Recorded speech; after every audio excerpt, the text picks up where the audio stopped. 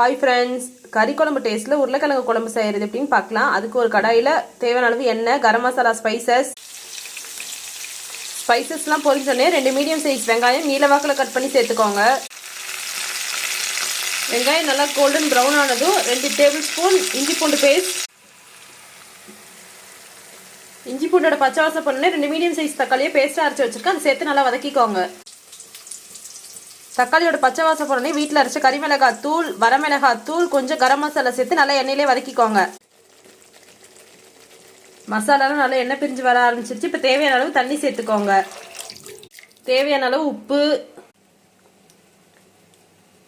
Already நான் உருளைக்கிழங்கு வேக வச்சு நல்லா பெரிய பீஸாக கட் பண்ணி எடுத்து வச்சிருக்கேன். இதை சேர்த்துக்கலாம். வேக வச்சு உருளைக்கிழங்கு சேர்த்துக்கோங்க. இதுலேயே நான் மீல் மேக்கர் நல்லா சுடு தண்ணியில் போட்டு புளிஞ்சு எடுத்து வச்சிருக்கேன். இதையும் சேர்த்துக்கலாம். கூட இந்த மீல் மேக்கரையும் சேர்த்துக்கோங்க. தேங்காய் பேஸ்ட் அரைக்க ஒரு மிக்ஸி ஜாரில் 1/4 மூடி தேங்காய், கொஞ்சம் சோம்பு, கசகசா, முந்திரி, பொட்டுக்கடலை சேர்த்தீங்கன்னா குழம்பு கொஞ்சம் நல்லா திக்காகும். இதெல்லாம் நல்லா ஃபைன் பேஸ்ட்டாக அரைச்சிட்டு வந்துடுங்க. மசாலாவோட பச்சை வாசம் போய் நல்லா எண்ணெய் பிரிஞ்சு வர ஆரம்பிச்சிருச்சு. இப்போ அரைச்ச தேங்காய் பேஸ்ட்டு சேர்த்துக்கோங்க.